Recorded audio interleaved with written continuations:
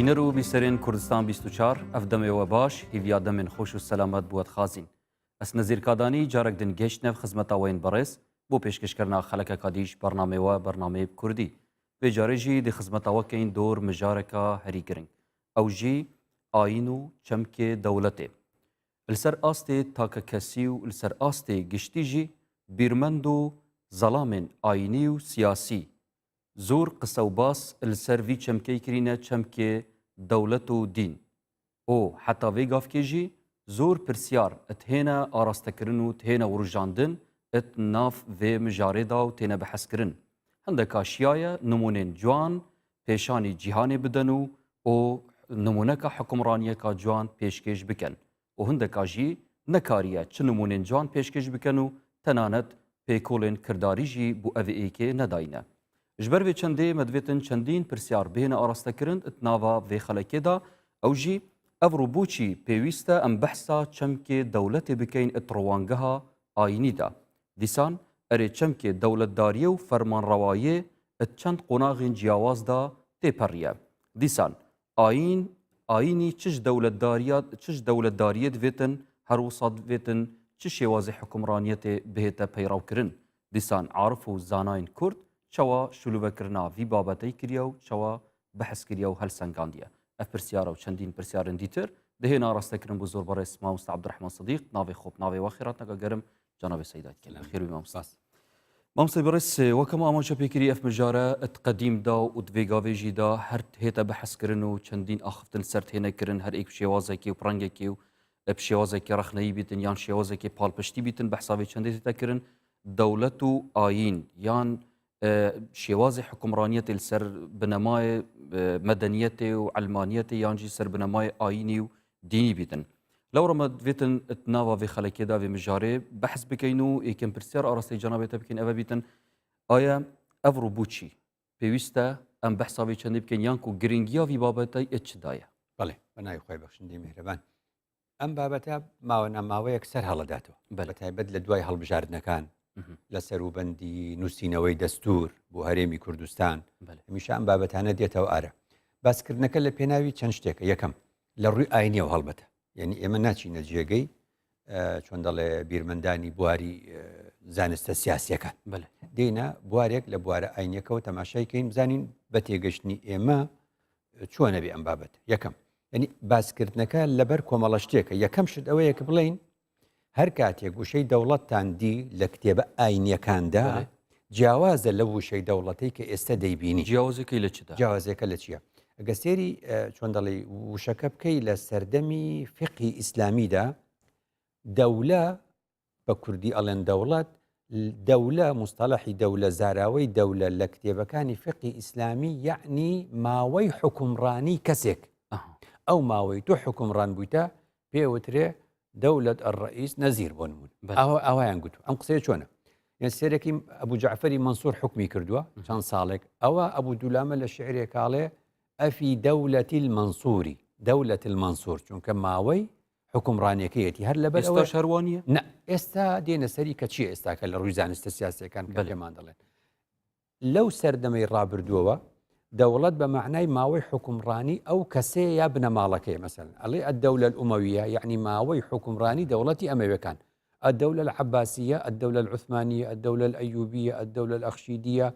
الدولة الصفوية بجمێرە زۆر بینی لە کتێبەکانی مێژووی ئیسلامی یعنی ماوەی حکومڕانیەکەیەتی ماوەی حکومڕانی کەوتە دەولە مەدەنیە کە ماوەی حکومڕانیەتی پێغەمبەر بووە نە چونکە لە کاتی پێغەمبەر دوودی خوای لەسەر هیچ ناوێکی لێ نەنا ئەم ناوانەی کە هەمانە ئەم ناوانە نەبوو ناوی لێ بنێ بڵێ ئەمە دەوڵەتی چییە مەدینە بە مجەڕەدی بوو بڵێ یعنی مەبەستم ئەوە بوو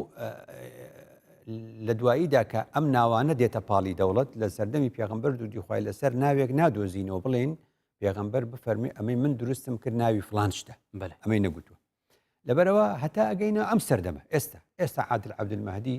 مکەلەفە باوەی کەوا وەزارەتە دروستکە پێشی ئەم عەبادی و پێشی ئەم مالیکی دەبینی عەبادی گوتی ئیتر وان پێمەڵەن پێویستم پێ نییە بەڵام تا مالیکیش هەر هات ئەگوترا دەولەت ڕئیس الوزەرا نور المالکی بۆچی دەڵێن دەولەت ڕئیس خۆ دەوڵەتەکە ینی عێراق نا یعنی ماوەی 4 ساڵەکەی حکومڕانی مالیکی پێوترێ دەولەت ڕئیس الوزراء دەولەت ڕئیس الوزراء ئەوتە تو تشتێکی سروشتیت بینی چەندە یان وەک ڕخنەی بەحثکەی نە ئەڵێم ئەبێ بوریابین ئەو شتەی لەوێ دەیبینین نەڵێن ئەوە مستەڵەحی دەوڵەت هەبووە و بە معنای ئێستا دەوڵەت ئێستا یعنی ستیت الدەولە مستەڵەحێکە لە ئەوروپاوە وەرمانگرتووە پێی دەوترێ ستیت یعنی چی؟ یعنی گەلێکی دیاریکراو لەسەر خاکێکی دیاریکراو حکوومەت و فەرمانڕەواییەکی هەبێ و لە ڕووی سیادە و سەروەری دانی پێدانرابێ بەمە دەڵێن دەوڵەت کەواتە ئەمە چوار بڕگەیە جیاوازە لەوانەی دیکە کە ماوەی حکومڕانیەکەی فڵانە کەس یا عەشیرەتێک یا قەبیلەیەک یا ئەوە بووە لەبەرەوە مەبەستم چی بوو؟ مەبەستم ئەوەی ئەبێ ئێمە لە ڕووی ئاینیەوە کە کتێبی ئاینی دەخوێنینەوە وا نەزانین ئەو زاراوەی ئەو سەردەمە هەمان ئەم زاراوەیە ئەمە گۆڕاوە گۆڕانی بەسەر داهاتوو ئەبێ ئێستا بزانین بۆیە بینی زۆربەی جار لە وڵاتانێک کە ئیسلامی دێتە سەر حکم لێ تێکەچێ لێ تێکەچێ و سەرکەوتوو نابێ بۆ سەرکەوتوو نابێ چونکە بە پێوەرەکەی جاران وای زانی و ئەو زاراوانە ئەیهێنێتەوە بۆیە هەر زاراوەیەکی سیاسی ئەوان ئێستا دێمە سەر خاڵی دووەم زانایانی قەدیم گوتویانە ئەو زاراوانەی لە کتابی فقی ئیسلامی دەیبینی بە هەزاران ساڵ لەمەوە پێش 1400 ساڵ لەمەوە پێش هەمووی بەو ئەو زاراوانە چین ناویان ناوە لە ڕووی فقهەوە گوتوانە ئەوصاف عارضة وليست لازمة بكردي أوصاف عارضة وليست لازمة الله هر ناويك نرابي قترابي خلافة راشدة قترابي أموي عباسي عثماني شافعي حنفي معتزلة نازانمتي باطني ظاهري الله أمانة هموي أوصاف عارضا يعني لسردمي خويدا بوكاتيكي دياري كراو هاتوا لازما نية استا أم ناوانا مني بسر خوتوا أم ناوانا لخوت مني رواتو لسردمي كي تازا أجي بناوي تازي خوته بي كواتا أما جاري كي تر زانيان قلتو أنا بمعناية كتر إيوة تقليدي أو أزموناني بيشو مكان ديما سري استاك بله كواتا خالي كتيري زور سريكي چي ما بوچي گرنگا أمباسا آرقو ماندوبونو چون الله خوان رشتن من لكولا كاتو بله چون لبروي كلا راستي دا أمباسي دولة دارية لبوار آينية كيدا كارساتي زوري خلقا منو تو إسلا 2008 قساكين بله وای ل 1928 بلای کمو ل 1900 چونکە ل 1000 لە سەردەمی دەوڵەتی عوسمانی کە کۆتایی پێدێ و ل 1924 ئەو نیزامە ئەڕوا کە کۆتایی پێدێ لەو کاتەوە بە دواوە دوای 4 ساڵێک ئیتر چی دروستە بێ ئیخوان موسلیمین ل 1928 هەتا وەکو ئێستا کاتە 90 ساڵ 90 ساڵ ڕێکخراوێک خەریکی ئەم باسەیە لە ڕووی سیاسی و لە ڕووی دەوڵەتداری و چی و هیچی بە هیچ نەکردووە بەڵام لە ماوەی فکر و ئایدۆلۆژی و پەروەردە پانتایەکی زۆر نەگرتیە باسم لە دەوڵەتە ئێستا باسم لە دەوڵەتە کەواتە ئەگەر لە ڕوویەک ناجح بوو بێت لە ڕوویەکی تر زەرێکی زۆری داوە زەرەرە زۆرەکە چییە دەوڵەت ئەبێ وابێ تەنزیم ئەبێ وابێ ئەبێ دەوڵەت وا لێ بکەی ئەبێ وا بکەی لەم ماوەی 90 ساڵە لە 28ەوە تا ئێستا چەند کەس کوژرا چەند کەس ئیعدام کرا چەند کەس دەسێدارە درا چەند کەس کەوتە نێو شەڕەوە چەند ماڵوێران بوو چی دوای سێرەکەی ئەچنە ئەوروپا و دێنەوە ئەڵێن وڵی دەوڵەتداری ئەزمونێکی بەشەریە دەکرێت ئێمە سوود لە خەڵک وەرگرین و ئەمەی پێش و ئاخر ئەی ئەم هەموو کەواتە ئێمە زۆر گرنگە خاڵی کۆتایی لەم مەسەلەیە بڵێم بۆ ئەوەی لە کوردستانیشە ئەم زاراوەیە لەسەری ڕێککەوین ئێمە ئێستاکە هەرێمێکین لەم عێراقە بەپێ ئەم دەستورە کار دەکەین لەبەرەوە شەڕێک دروست بووە بە خۆڕایی لە نێوان حیزبە کوردستانەکانە ئەو ئیسلامیە ئەو علمانیە لە کاتێکە ئیسلامیەکەش چی ئەوێ هەرو پەرلەمانی دەوێ هەرو حکوومەتی دەوێ وانە هەر لەسەر ئەو خاکە دەژێ کەواتە جیاوازیەک نەبوو کەواتەمە مستەبوا مستەڵحاتەوە مەرەم پێ گەمژاندنە خەڵکێکە یان قەنەعاتی تۆن ڤڕەنگی نا قورس ئەو قسەیە بڵێن ڕاستیدا ئەبێ سوود لە ئەزمونەکانی ڕابردوو وەربگرین شەڕ لەسەر ناو نەکەین شەڕ لەسەر ناوەڕۆک بکەین شەڕ بە معنای ئیجابێکی یعنی لە ململانێ یعنی کەواتە ئەمەی کە ئێستاکە هەیە لە وڵاتی ئێمەدا ڕوون نەبووەوە بۆ خەڵک مەسەلەن ئێستا وەکو عەلیوەردی دەڵێ بە هەر کەس بڵێ چت دەوێت لە عێراقا دەڵێ ئەمە حکوومەتێکی ئیسلامیمان دەوێت دەوڵەتێکی ئیسلامیمان دەوێت دوای ئەڵێ ئەو خۆی لە چۆ قساکڵن وڵا لە ئەوروپا دانیشتووە زۆرە لە ئیسلامیە تونندڕەوەکان لە ئەوروپا دانیشتونە بەڵام لە کوردستان دەوڵەتێکی ئیسلامی دروستکەن ئەفەندی خۆ چیەکەی لەوێ ئەم شەڕ بۆ بە خەڵک دروستەکەی بۆ ماڵی خەڵک وێرانەکەی لە کاتێکدا وشەی دەوڵەتی ئیسلامی بە درێژایی مێژوو نەبووە خوێندوتەوە بە درێژایی مێژوو نەبووە دەوڵەتێک لە مەدینەیە دەوڵەتی خلافی ڕاشیدەیە ئەمەوی عەباسی عوسمانی چی هەر سەبارەت ئەخفتنەوە مامۆستا پرسیارێک ئاراستەی بینەرێت بەڕێژی کردێت ناوە شەڕۆشکین کوردستانیدا کەتە پێ باشە چ دەوڵەتێک بژی ئایا دەوڵەتێک مینا سعودیە و ئیرانێ و یانجی مینا ئەمریکا و بریتانیا ئەوان وڵاتی دیێن غەربی بفەرمونەوە پێک ببینەر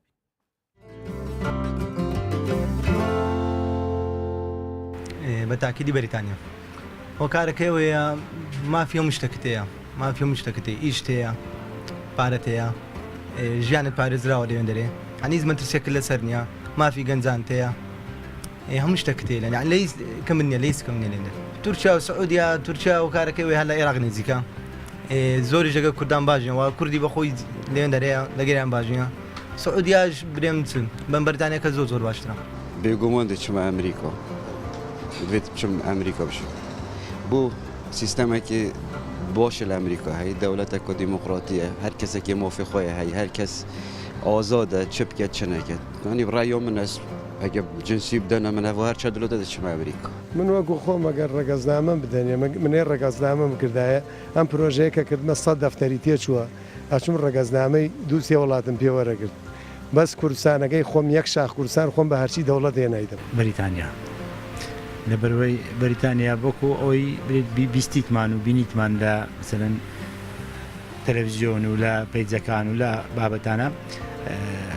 حڕیەتێکی زۆر باش هەیە لە بەریتانیا نظامەکەشی زۆر باشە هەم لۆ لاوان هەم لۆ ئافرەتان هەم لۆ منداڵان هەم یان دو هەم بابەتەکان زۆر زۆر پێشکەوتووە خدای ئەس حەز ناکەم بچم ئەس حەجێ ناکەم ئەس حەش وڵاتە خۆتکەم حەز ناکەم بچمە چەعاردە ئەکەم ڤیا بۆ بچم نگەش مێژە چ بۆمە ئەدەرکەت بۆ مەش وڵاتی بە ئەس حەز ناکەم ئازمان لە بەریتانیا وڵاتێکی پێشکەوتووە ئەوی متابعی بەریتانیام کردبی دەستنە ناو بارودۆخەچی کەس وەرنادە بەس بە سیاسەتێکی زۆر قوڵی هەیە بەڕاستی وەکو مسلمانن حەزەکەم سعودیە بێ وەکو سیاست بێ حەزەکەم ئەمریکا بێت وڵی هیچیان هەر نابژێرم کە کوردستان لەو من گونجاوترە مافی بەنابەری هیچ وڵاتێک وەرناگرم چکە کوردستان لەو من بەرژەوەندیم لە کوردستان بەرژەوەندی من لە کوردستان سعودیە و ترکیە هەرێکی شۆ کشت خۆیت نافخۆیت هەین و مرۆڤ داخواستناکەت لێرێ بیتن احتمال وەکو مەسلەی ئێمناهی کوردستان گەلێکشان ئێمەتر بیتن بریتانیا و سیستەمێکی شەهانە و ئەمریکاشی و حکمەوە بێژین هەر 4 ساڵە حکمێکە ئەوەی کشت خۆیت ئەقلیمی و نێودەوڵەتیت هەین ئەس داخواستناکەم جنسیاکە شاوەرگرن خودی ڕاستی ئەس حەزکەم هەر وڵاتە خوبم چکە ئەس بەرنگیژی ئیرانە چ بوون وەرە چەند ساڵە ماکنجی بوون وڵاتە خۆ چمون ئیرانە یانی تو هەر بەکێکی بیانی لدەخوا یعنی وڵاتە خوبم مرۆڤ هەر بەرەکی بجێ خۆ قەدرم وڵاتە خوبم نەبێت چمە چ وڵاتە دێم من حەزم لە بەریتانیا خۆم بە کوورد دەزانم بەڵام ئەگەر هەرچی وڵاتێک لە وڵاتانێک کە جەنابەت ناویت هێنا هەرچێکیان بماتێت لەم وەختەیە زۆرم پێخۆشتر لێرە بۆ بەنیسبەتەوەی لە جوو یان مافی ئینسانیەتم باتێ من سوید زۆر بە وڵاتێکی دادپەروە دەزانم.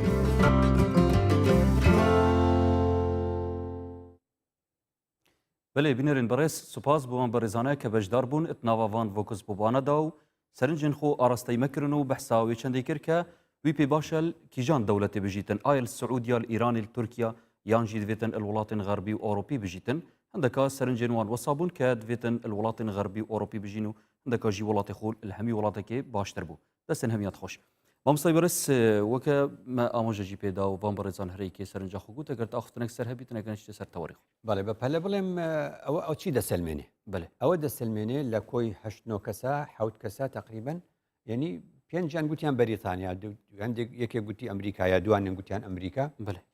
او چی دله؟ او پی دله که زنه یعنی همو او تاکانه مسلمانان ریکو پیکن که وقتا با عقل بیر دکاتوا كدولة داري أبي وكو أمريكا أبي وكو بريطانيا أبي أو ما في مروفي تدا باريس راوبي إدي قرنية للاي أو دولتنا أو دولتك إسلامية هر ناويكي ديكي هي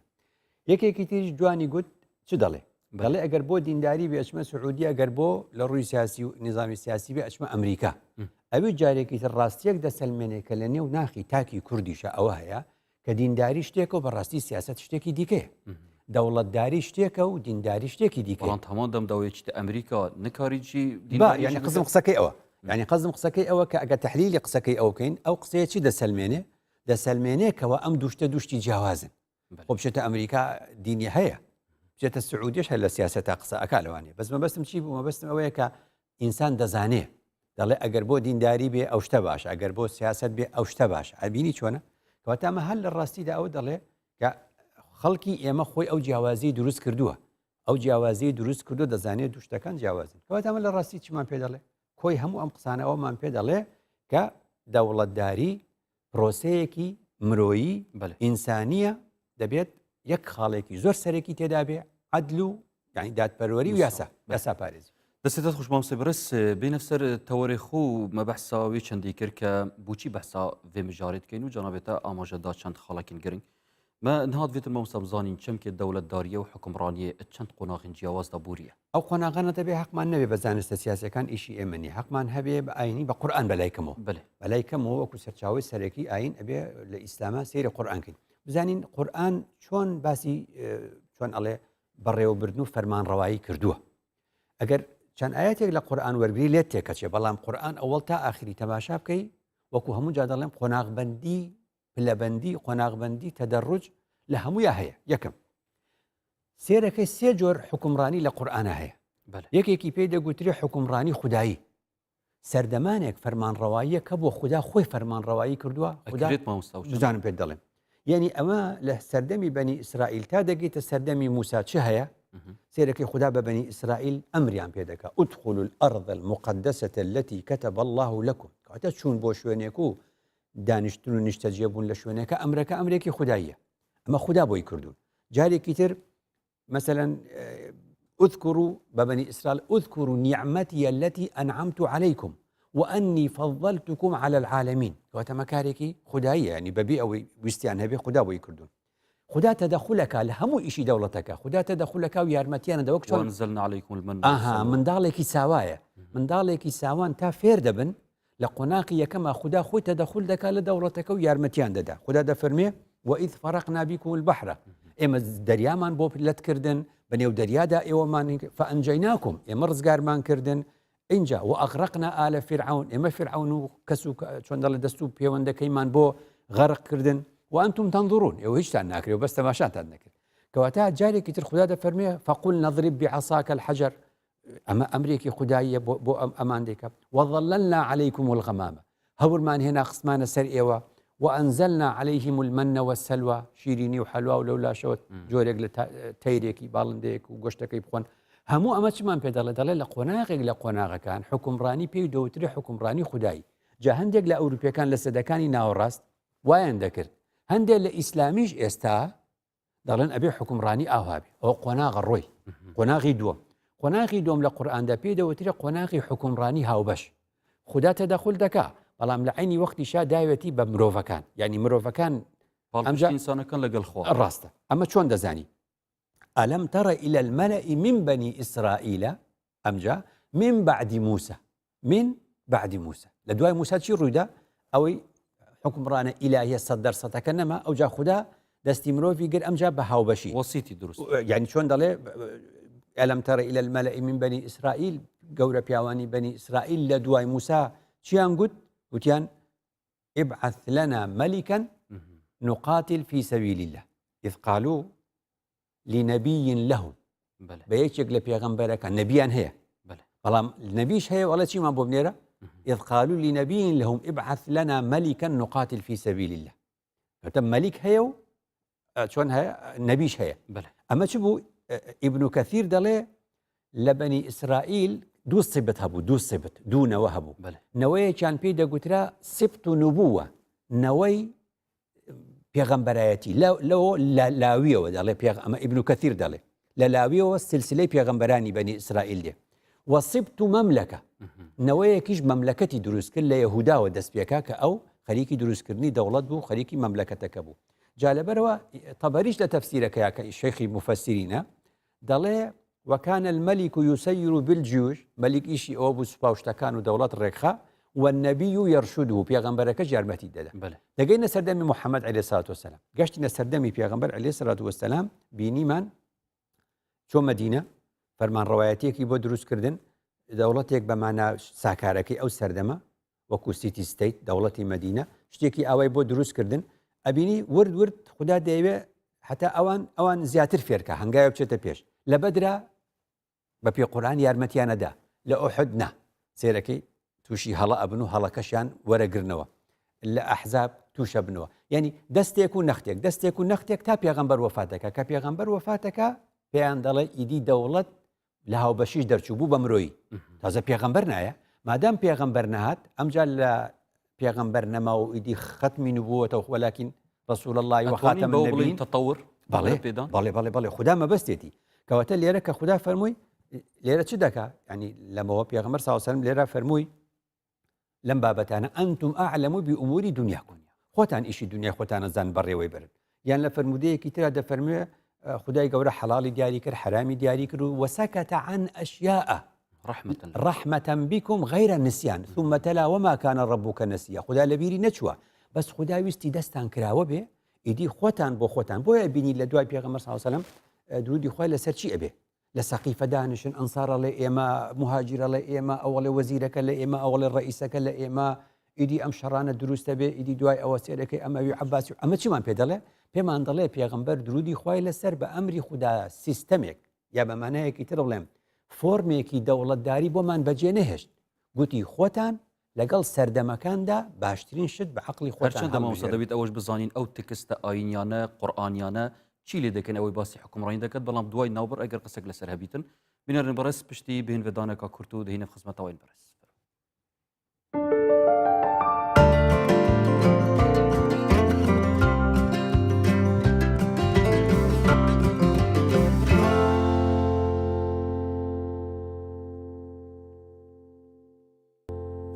بله بینرین خوشتوی دوباره سلاف وبند گل و داینه بو پتر درجه پیدان سروی مجارا ام بحث کین آین و چمک دولت داریه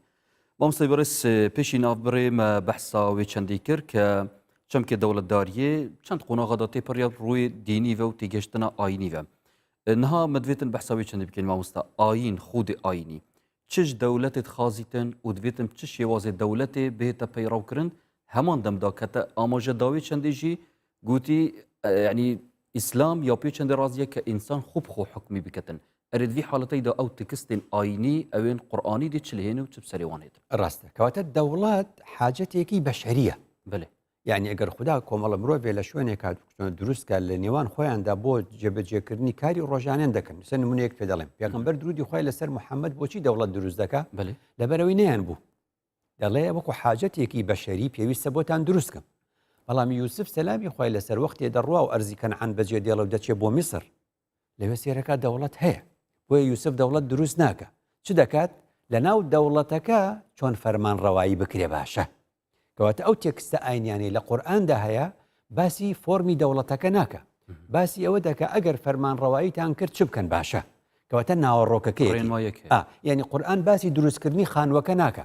بەس دەڵێ ئەگەر خانوویەک دروست بوو لە ناو خانووەکەدا چۆن بژین باش هەر ژبەرێ چەندێژی بوو کە محەممەدی سڵاف سەر بن ناف نەکرێت دەولە ئیسلامی ڕاستە لەبەرەوە بە مێژوو وشەی دەوڵەتی ئیسلامی دروست کراوە دوای دروست کراوە لە دوای جەنگی یەکەمی جیهانی و بەم شێوازانە هاتووە کەواتە خدا لە قورئانە فەرمووی ئەگەر حکومتان کرد لە ماڵێکا بوو لە گەڕێکێکا بوو لە شارەوانیەکا بوو لە پارێزگایەکا بوو لە هەرێمێکا لە دەوڵەتێکە ئین الله یەأمر بالعدل عدل کەواتە ئەم مەسئلەیە کە هەموو ئەو بەشداربوانەی کە بەشداریان کرد دوو لەسەر سێ زیاتریان گوتیان حەزمان لێ لە بەریتانیا و ئەمریکابی بۆچی ئەڵێن یاسا هەیە و عەدالەت هەیە کەواتە ئین الله یەأمر بالعدل بەڵام وەختەکەی ما مستەگەلێکە باوت نافمەدات بژنی وان مفا بخول تکستین مید آینی وەرگرتی بەڵام من نەکاریە مەفایلی وەرگرتی بنجا خراپ ئەوە وەکو بڵێ جوێنێکە بە خۆمانی دەدەین وەک بڵێ خۆمان بەڵام بووە قەعدە وەسایە ئەوە تێنێک ئەوە هەر خراپ ئەو قسێ ئەوە باش نییە هەنی هەتا ئێوارە بڵێ ئەوان ئەو کاریان کرد و ئێمە نەمانزانی یا بەمانایەکی تر زۆر جارە گوتی ئەڵە خەڵک سوودی لە ئاین بینی دەوڵەتی دروست کرد ئێمە نەمان سوودمان وەرنەگر بۆ ئیمانەی خۆمان مشکلەمان هەیە لە مێشکە وایە کەواتە ئەوە عیبەیەکی خۆمانە ئەبێ ئەگەر ڕاستەکەین با چاچی کەینەوە نەکەم و جابیڵێنەوە خدا فەرمی وئیذا حەکەمتم بین الناس ئەن تەحکموا بالعدل کەواتە جارێکی پێغەمبەر درودی خوای لەسەر لە ڕوانگەی قورئانەوە پێغەمبەر درودی خوای لەسەر لە قورئاندا خدا دەفەرمی ئەی محەممەد چی بەو خەڵکە بڵێ وەئومیرت لئەعدیلە بەینەکم ئەمرم پێکراوە لە خوداوە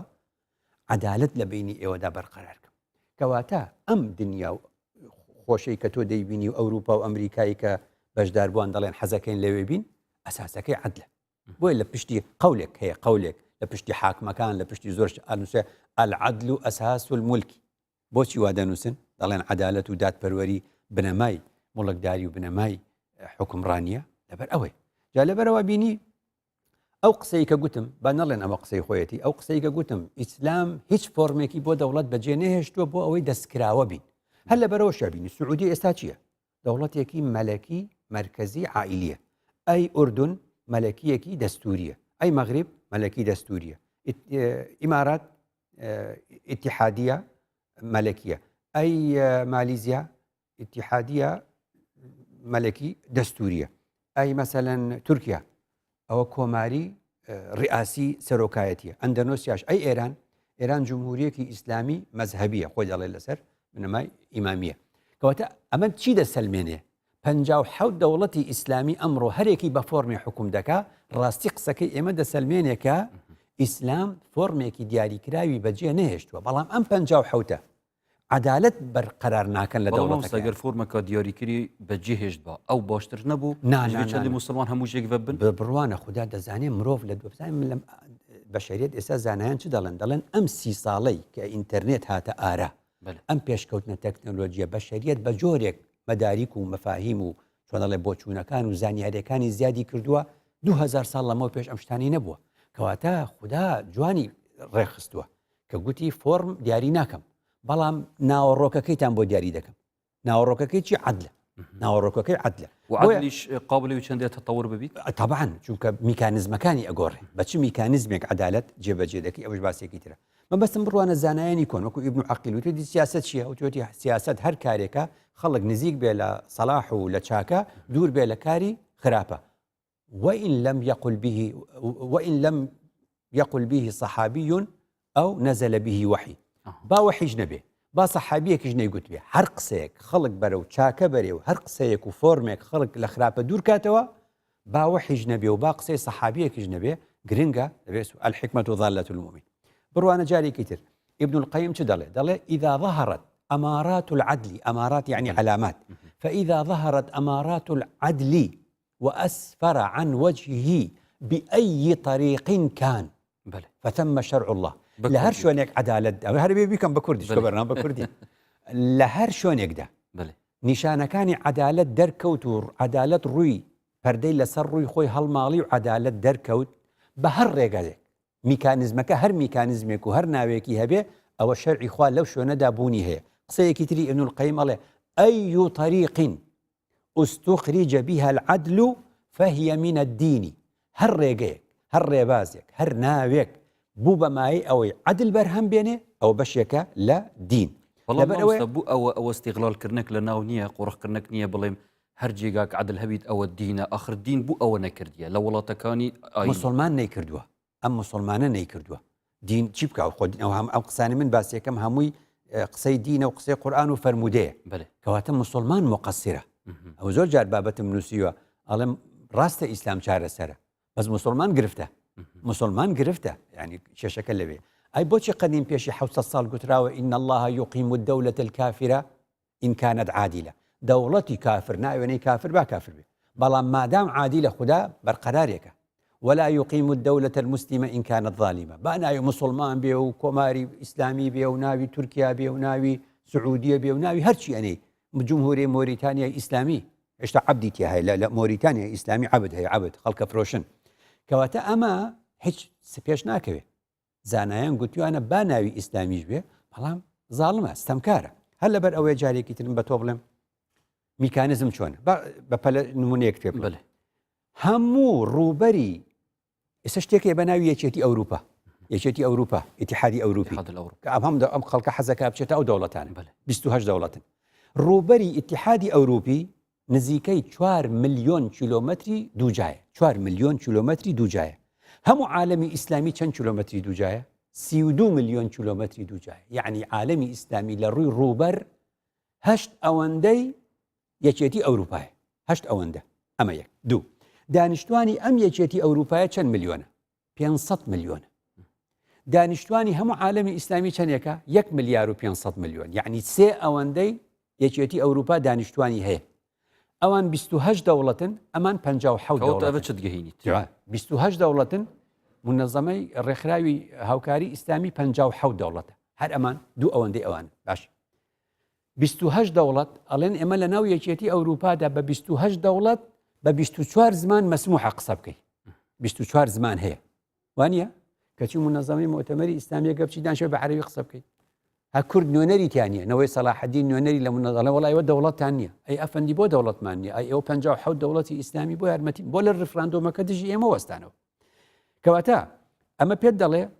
یەکێتی ئەوروپا توانیوێت یەکێتیکی ئەوروپا دروستکە یەک پەرلەمان دروستکە یەک ئاڵایەکی نیلی 12 ئەستێرەی دروستکە یەک پارەیەکی عوملەی یۆرۆ دروست بکە ئەبینی عالمی ئیسلامیش بە 57 دەوڵەتەوە بە ناعەدالەتی و بە دژایەتیکردنی کەمینەکان و نەهێشتنی زمان و بە زمانی خۆت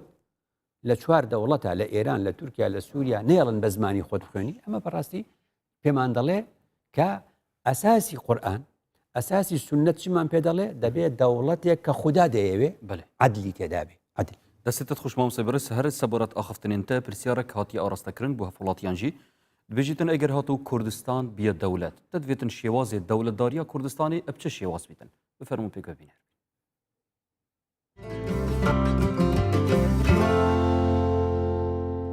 ئەگەر ببتە دەوڵەت ئینشاءالله حەزەکەمە وەکو بەریتانیای سیستەم شتەکانی وچی ویدین لە ئیشکردن لە ئاو لە کارەبا لە مافی گەنجان ئەگەر بێت و کوردستان ئینشاءالله ببتە دەوڵەت زۆر یعنی ئەز دەکەم وەکو میزانی بەریتانیا بی پێشکەوتوبی زۆر باشتر کە بەڕێی من لە هەر سێ وڵاتێکی تر لە سعودیا و تورکیا و ئەمریکای زۆر باشتر بەریتانیا نیزامەکەی و هەم برێن پەیڕۆ پرۆگرامی دۆ خەڵکیشی ئەگەر ببێت حەز دەکەم وەکو یەکێک لە بەریتانیا ئەمریکا بێت داخوازەمە وکەمەکی وڵاتی سوێد بین چونکە سوێد وڵاتێکە کو ڕاستە gelek قانونی توێ بۆ چەند ساڵایی چون حتا نەدانان بەس شێوەیەکی بژین سیستەماتیک یان سیستەمێکی gelekî jan hatin daretin nûke xelkê wê gelekî janeka aram dajin بەش بە حاڵی خۆم هیوادارم ئەم وڵاتی خۆمان ببێ بە دەوڵەت و ئەگەر وەکو سیستەمیش بێ حەزەکەم وەکو بەریتانیا وەکو یاخود وەکو سوید بێت یان وەکو هەر وڵاتێکی ئەوروپێ بێ لەبەرەوەی مافی ئینسان لەسەر و هەموو شتێکەوەی ئینشاءالله کوردستان دەبتە دەوڵەت حەزم لێە وەچی بەریتانی پێشکەوین چکە بەریتانیا زۆر پێشکەوتووە بەڕاستی لە هەموو وڵاتەکان ئەگەر کوردستان بۆ دەوڵەت عەز دەکەم لەسەر سیستەمی بەریتانیا بێت چکە سیستەمێکیان جوانە بێگومان ئەو دەوڵەتە مرۆڤی هەر ئەمریکاس حەزم وەکی ئەمریکا بیت مدوێت وەکی ئەمریکا بیت هەر وڵاتێکی سیستەمای خۆی هەیە پێشکەوتنەوە خۆیە هەندێک وڵاتێت هەن مەسەڵەن سیلاحی پێشکەوتنە هەندێک اقتصادی خۆ هەندێک سیناعەتی خۆ هەرێکی یعنی تشتێکە پێشکەوتیە بەس ئەغلەبەت مدوێت وەکێک و پێشکەوتنە ئەمریکا بیش خڕاچێترە من وەکو بسڵمانێتی حەزەکەم ینی دەوڵەتە وەکو بسڵمان حەزەکەم وەک دەوڵەتە ئینەکان بێت دەوڵەتە بسڵمانەکان بێت بەس وەکو دەوڵەتێکە خۆش بێت و کە خەڵکین بێ خۆشگوزەرانی بێ حەزەکەم بەکو نەرویج بێت وەکو کوردستانیش بوون بە دەوڵەت حەزەکەم حکومڕانێکی مسلمانانە بێت ئیسلامێتی بێت لە وڵاتی ئێمە چونکە بەڕاستی لە وڵاتی ئێمە تاکەشت کەبوونی نییە مافی ئینسانە مافی مرۆڤە بەڕاستی هەمووی هەڵەسێ ئەڵێ مافی ئینسانە مافی مرۆڤ لە وڵاتی ئێمە بوونی من بە کەمی ئەیبینم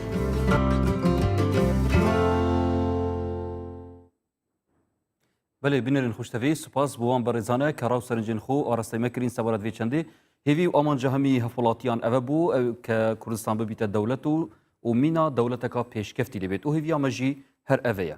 بام سیبرس وان برزانه یعنی نیم چرا پرسیک هاته کرین که تدویتن اف ولاته و کوچ ولاته کلیبیتن اگر کردستان ببیت دولت شیم بیجین بریتانیا و امریکا پلیت ایکم دست خوینه سوید و بحثی هم یا کرد بلام برای پتری بحثا بریتانیا و امریکا کرد تو وی نظری یان وی تیگهشتنه وان انطباعات وان برزانه تو وچ تکد زفرینیه او قصه بو که خودت یعنی سیستمی حکمرانی لقال عقلی مروفا پێشەکەوێ و پەرە ئەسەنێ و زیاترە بێ بۆچی دەڵێن بەریتانیا و بۆچی دەڵێن مەسەلەن ئەمریکا ئاوە زیاتر ئەو دوو ناوە دێ وەتەزانی سیستەمی فەرمانڕەوایی لە سەردەمی کڵێسا کە دەوڵەتی دینی دروست کردووە لە سەدەی پێنجەوە تاوەکو سەدەی 15 هەتا ڕێنێسانس ئەو 1000 ساڵە 1000 ساڵ بە ناوی دینەوە خەڵک تعزیب دراوە خەڵک بە یەک مەزهەبی کاسۆلیکی کەنیسی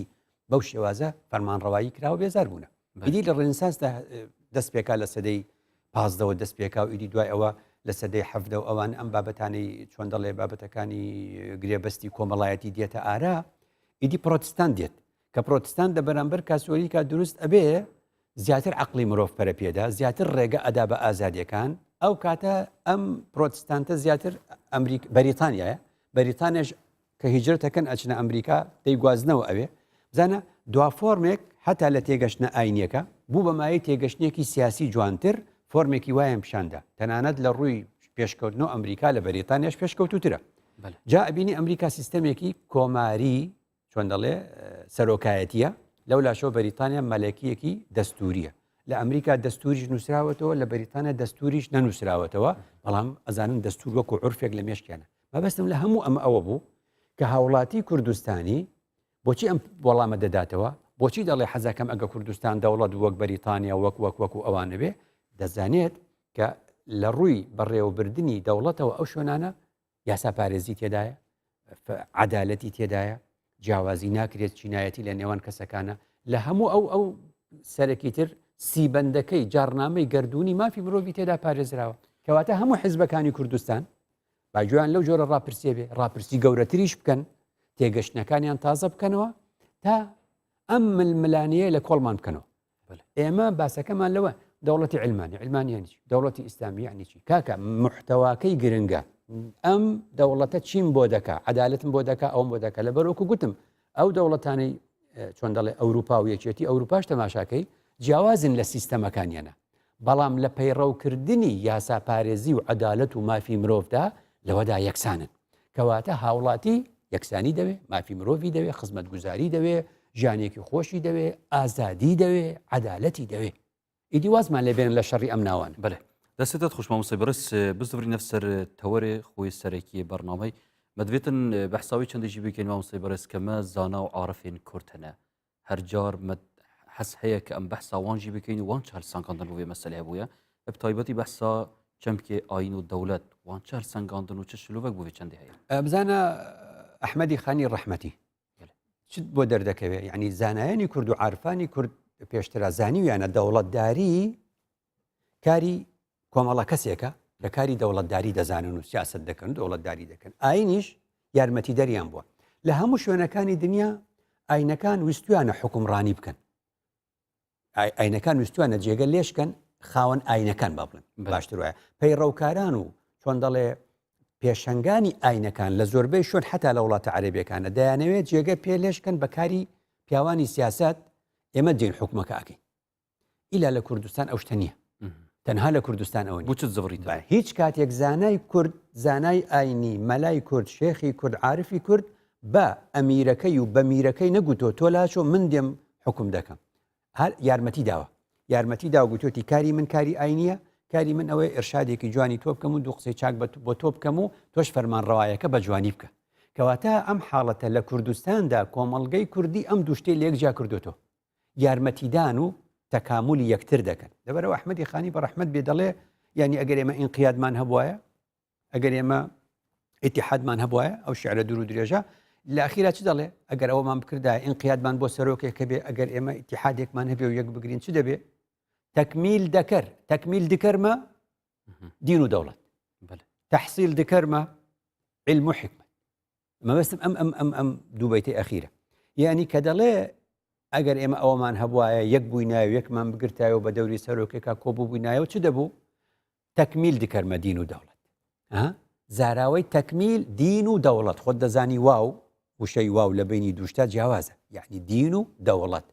دەوڵەت یعنی خانی لەو کاتەوە ئیشارەت بەوە دەکا دین دینە دەوڵەت هەتا پێغەمبەر دوودی خۆی لەسەر دەفەرموویەکێ کات داوای کچی ئەوەی کەن من تەرضەونە دینەه وخلقه بۆ واوی عەطفی خاتە بینەوە بۆ ئەوەی کەوا ئەخلاقیش مەسەلەیەکی ترە دەبێ کابران نوێژ بکات و لە ئەخلاقا بەقوت نەبێ ئەخلاق بەمانە فراوانەکەی کەواتە ئەمە هەموو لە ڕاستیدا ئەومان پێ دەڵێ بۆیە ئەگەر بە دین حکمی وڵاتی بکەیت چ دەبێ وایە ئەگە بە دین حکمی وڵاتی بکەیت دین دوجار چییە لە مەفهومە گەورەکەی چەمکە گەورەکەی بریتێ لە شریعەت چییە لە ئیسلامە قورئان و سنت کە دێتە لای تۆ چۆن لی تێدەگەی ئەڵێ بە مەذهبی فڵان وانە بۆیە کە دەوڵەتێک بە ئیسلامی حکم دەکا وەک ئێران ورد دەڵێ من ئیسلامیم بەڵام شیعیم ئەی دوای دەڵێ لە ناو شیعاشا من ئیمامیم کەواتە ورد و چۆ سەر مەزهبێکی دیاری کرا باقیەکەی تری هیچ ئەو مافەیان نییە ناژبن بە هیچ پۆستێ چورە سعودیە سعودیە دەڵێ من بە ناوی دین حکم دەکەم ئێ دەڵێ دین بەچی دەڵێ بە کتابی خوا و سنەتی پێغەمبەر آخر کتابی خوا و سنەتی پێغەمبەر بە کام مەزهب دەڵێ محەممەدی کوڕی عەبدولوهاب کەواتە ئەوی جارێکی تر جێگەی تۆ و خەڵکی تر و خەڵکی تر و زانای کوردستانیشی تێدا نابێتەوە کەواتە مەبەستم ئەوە بوو کاتی خۆشی کە مەسیحیەکان لە ئەوروپا دەیانگوت بە دین حکومەکەین چ دەبوو دەیگوت بە مەسیحی چم کام مەسیحی کاسۆلیک بۆیە فەڕەنسا و ئیتاالیا هەمومانە کاسۆلیک بوون ئەم لا دەیگوت ئێمە بە دین حکومەکەین آخر دین بە کامە و دەوڵا کاسۆلیک نا بە ئەرتۆدۆکس تر ئەم لە هەنگاریا و بولغاریا و سربیا و یۆغستافیا و دین هەروانە منش وا دەڵێم بۆ زیاتر لە خوێندنەوەیەک بۆ هەیە و ئینسان پابندە بە منش دەڵێم کەواتە بۆ حکومداری ناکرێ پیاوی دین بە ناوی دین ناتوانێت حکمی وڵات هەر ئەی دین چی دەمینتەوە ئەگەر ئەوەش محتەواکەی ئەوەی کە لە بەشی پێشوە پێم گوتی عەدالەت یاساپارێزی مافی مرۆڤ تەکریمی بەنی ئادەم ئەمانە دەبێت لە ناو دەوڵەتەکەیە هەبێ کەواتە ئەم قسانی من گوتم چی دەڵێ بەریتانیا و ئەمریکا دەڵێن ئێمە مەسیحین بەس ئێمە پرۆتستانتی کەواتە کاتێک تۆ لەسەر ئەساسی دین وردوشی دەبێتەوە شتە لە کوردستانیشت دەڵێ من کاکە مسلمانم دەڵێن من حکومتان دەکەم کە من حکومتان دەکەم بەچی وەڵام بە ئیسلام دەڵێن باشە عەبدوڕەحمان سەجیق تۆ چیت لە ئیسلام ئەڵێم وەڵام من سوننیم ئەی دەڵێن دوای دەڵێم وەڵام من شافعیم دەی وەکو ئیمامەکانی پێش یەک مەزهب فەرزەکەم یەک شێواز فەرزەکەم هەموو خەڵکەکەی تر دەرەکەم جارێکی تر کەواتە بەدیلی ئەوە گوتمان چییە بەدیلی ئەوەیە کە تۆ چۆن دەڵێ فقه متعددە یەک دەریایەکی فراوانە لە عیلم سووری لێ وەربگرە دەوڵەت قانونی هەیە دەوڵەت قانونێکی موحدی هەیە ئێستا من حەقم نییە لە عیباداتە دین عیبادات و معاملات لە عیباداتە تۆ چۆن نوێژ دەکەی بۆ خودای خۆت من حەقم نییە بەس لە معاملاتە خۆ نابێت تۆ بڵێ مارە بڕین بە حەنەفیەکەم ئەو بڵێ من بە شافعیەکەم ئەو بڵێ محکەمە یاسای باری کەسێتی دیاری کردووە مستەفا زەڵمی دکتۆر پرۆفیسۆر بەڕەحمەت بێ یاسای ژمارە 15 ساڵی 2008 یارمەتی حکوومەتیدا کردی بە یاسایەکی زۆر جوان و ڕێکوپێک هەر دکتۆر مستەفا زەڵمی بەڕەحمەت بێ دەڵێ لە میسر لە ساڵ 1946 مەلیک پێی گوتن وەرن یاسایەکمان بۆ دانن بۆ میسر دەڵێ دوو ئیمامی حەنەفی هێنا دوو ئیمامی شافعی هێنا دووش مالیکی هێنا ئەوە 6 گوتی دە یاسایەکمان بۆ بنووسنەوە بۆ دەوڵەتی میسر 6 مانگ حرفیان نەخستە سەر وەرەق ئەو دەڵێ بە مەزەبی من ئەو دەڵێ بە مەزەبی من بۆ چونکە ناتوانانی کەواتە تۆ دەتوانی بڵێ دین شریعەتە کتاب و سنەتە دوای دەبێ بە فقه لەم فقه بیبەرە پەرلەمان یاسایەکدا ئەڕێژێ یاساکە بۆ هەمومان بەسەردا بۆیە بینی لە کوردستانە یاساکان کە دەرەچێ یاساکان عیراقین یاسای هاتوچۆ بە چ مەزەبێکە یاسای هاتوچۆ یاسای هاتوچۆ بە چ مەزەبێکە بە مەزەبی گشتی ئەوان ئەختنی جەنابێتە کریت 3-4-5 چرکێکت کێمدا یعنی مە چش دوێتن یعنی ئەم وەک ئاراستەکردن بۆ هەوڵاتی وێگەوەی بینەرت گەلمە زانای کورد ئیبن الئەثیر سیانمان هەیە هیچیان مێژونوسە سێبران هیچیان مێژونوسە ئەوی دیکەشیان ئەدیبە ئەوی تریشان محەدیثە و تاج الئوسولی هەیە ئیبن الئەثیرەکەی کە ئێمە قسەی لەسەر دەکەین و لە 1209 میلادی وەفاتی کردووە خەڵکی جەزیرەی بۆتانە لە 1209 میلادی پێشی 800 ساڵ زیاتر وەفاتی کردووە دەڵێ ئەسڵ لە چییە لە مەسەلەی دینە دین چۆنە پارێزرێ ئەڵێ بە عەدالەت ئەفەرمێ الأصل من لجامع الأصول الأصل في حفظ الدين چییە بث العدل والتناصر ئەگەر ئەتەوێ دین پارێزراو بێ عەدالەت لە وڵاتە بەرپا بکە دەستێتت خوش مامۆستای بەڕێز هیڤیا ساخ و سەلامەتی و دەتخوازین زۆر سوپاس بۆ بەشداریەتە مامۆستای هێژا بینەرن عزیز